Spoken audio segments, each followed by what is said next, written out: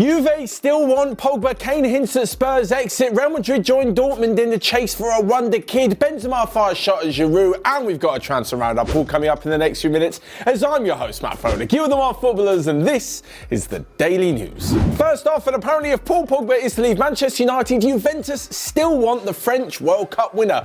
Although this actually could be involving a rather big swap deal. Now, as said, not only will they have to pay quite a lot of money for the midfielder, but also Aaron Ramsey and even Paulo Dybala are going to be included in the deal and heading to Old Trafford. Now, this obviously seems like a rather long stretch, and I definitely can't say that it's an absolute certainty that it's going to happen.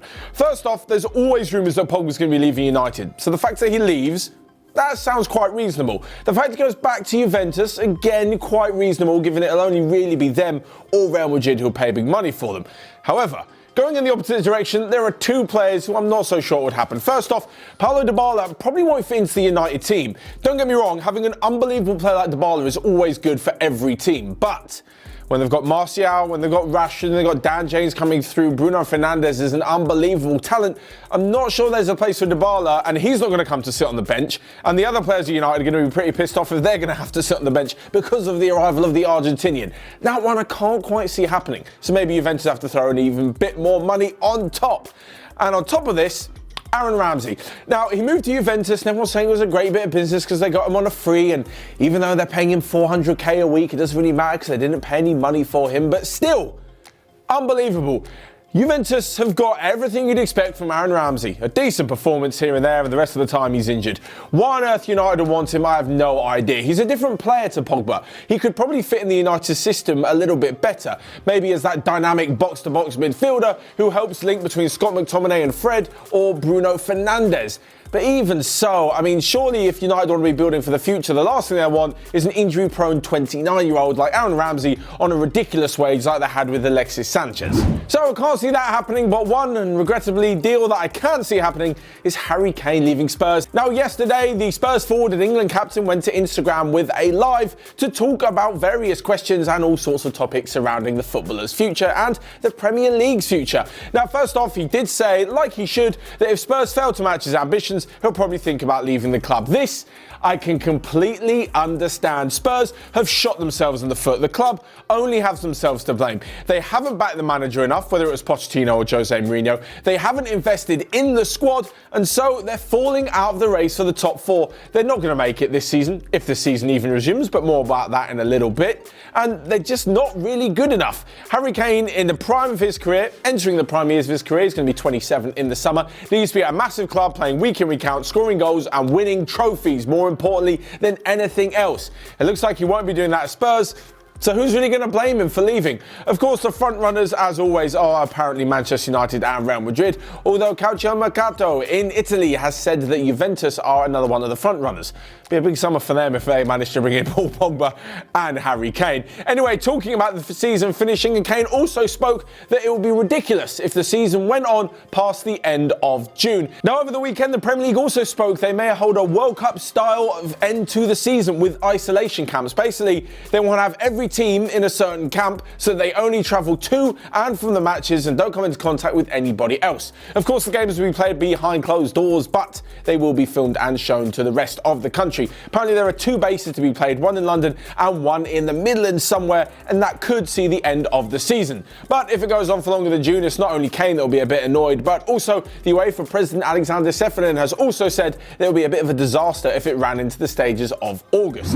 And next up, to the chase for an absolute wonderkid. If you haven't heard of him, how have you missed out? Eduardo Camavinga made his debut for Rennes age 16 and played an absolute blinder against PSG, and since then, well, things have only been getting better for the now 17-year-old. At the beginning of the season, he extended his contract with Rennes until 2022, but that has not stopped all the big names going after his signature. Apparently, Real Madrid have been courting him for about 3 years now and well aware of his progress as a teenager. Now that he's burst onto the scene, the first team Dortmund have also joined the race, and it looks like they were really ready to make the signing permanent in January. There were lots of talk that 50 million would do the deal and they'd be willing to bring him to Dortmund, and not only that, give him plenty minutes in the first team. This is obviously where Real Madrid got a bit worried and stepped up their interest. Now, if he were to be brought into the Bernabeu, it's highly unlikely he'd have a starting position. I mean, they've got an unbelievable midfield that has served them so well over the last few years and won the multiple Champions Leagues, so none of them are going to be replaced so soon. On top of this, you've also got the emergence of Fede Valverde, who, we'll speak about him in a little bit, doesn't actually look like he will be going anywhere anytime soon. Basically, if Camavinga's brought in, he'll be a kind of understudy to Casemiro, and then eventually, as the years go on and Casemiro leaves, Camavinga will be able to step into that role. Now, this could work because he's only 17, so there's loads of years for him to get used to it. He could step into the first team in 5 years' time at 22, still be a perfect age. On the other hand, though, this is just my personal opinion, I prefer to see him stay in Liga or go to somewhere where he's actually going to play. We've seen how Borussia Dortmund are brilliant at signing youngsters and giving them minutes on the pitch, so maybe that'll be a better choice for now. And next up, and we were talking about Instagram Lives earlier, and another player who did one was Karim Benzema. And what did he use the opportunity to do? To entertain fans around the world? Absolutely not. He used it to fire shots at French forward Olivier Giroud. He basically said that you can't compare Formula 1 to go-karting.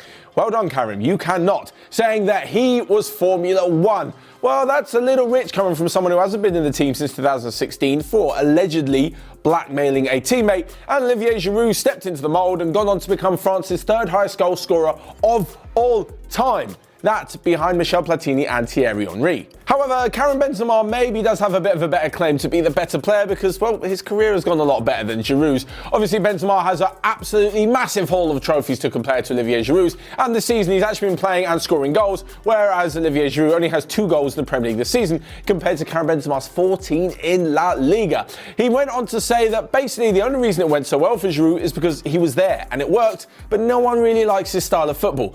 Now, this is something that's been thrown at the likes of Diego Simeone at Atletico Madrid, where they get the job done, but no one really likes their style of football. Do you think he cares? Absolutely not. Do you think Olivier Giroud cares? Probably not either. He's going to be the one that's leading the French World Cup winners, and yes, he has a World Cup winners medal out at Euro 2021. He's such a good part of this French team, and even though he doesn't get the goals, and even though he didn't even have a shot on target in the World Cup, he still fits into the system so well that can you really blame him for playing the role? Can you really blame France for getting the best out of his abilities? Absolutely not. Last but not least, a quick roundup of the rest of the day's transfer news, where Met striker Habib Diallo is interested in Crystal Palace, Chelsea and Leeds United. The Juventus players and manager have agreed to not be paid for the next 4 months, saving the club around 90 million euros. Liverpool are prepared to sell Xherdan Shaqiri, with Sevilla supposedly interested. And last but not least, if Manchester United, according to reports, want to sign Fede Valverde, they'll have to pay his minimum fee release clause, which stands at a whopping £448 million. So there you have it, that's all from me for today. Make sure you smash the like button down below and let me know all your thoughts on the rest of the daily news. Whilst you're at it, click here or here to check out loads of the other stuff we've got going on OneFootball. And until next time, wash your hands, stay safe, and I'll see you guys later.